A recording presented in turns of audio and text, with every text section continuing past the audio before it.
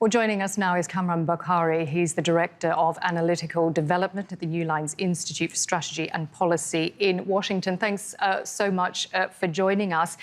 We heard there that the Taliban are facing several problems as the new rulers of Afghanistan, the country's economy, for one, and also governance. How do you think it will govern, and how do you think it will drive the economy and support the Afghan people? As they say here in the United States, the Taliban are now in a pickle. They are an ideological movement that has very little, if you will, experience in governing, if at all. What they governed back in the 90s was not exactly a state in the real sense of the word. They were largely in a state of war, and they were a pariah regime that was struggling to deal with the country.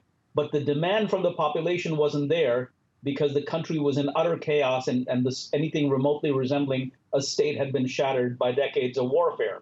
This is a different Afghanistan that the United States is leaving behind. There are institutions, and most importantly, there's a population that has seen 20 years of what a modern state could look like.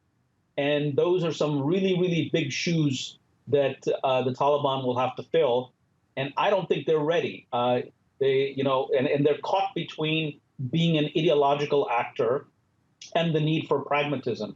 I don't think that they can maintain their ideological core if they go too far in the direction of pragmatism that is required for them to gain recognition from the outside world and the hard cash to be able to, put together a political economy which is pretty much gone.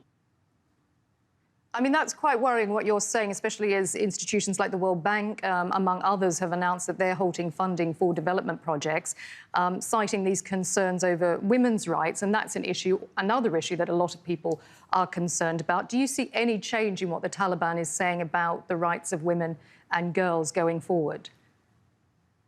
Well, I mean, those are, information operations to try and attract the world's attention, especially that part of the world, the West, which has the funding that they need. Yes, they can go to the Chinese for little things, but even they know that what they need in terms of being able to run a modern state, the Chinese cannot provide for that, let alone the Russians or anybody else.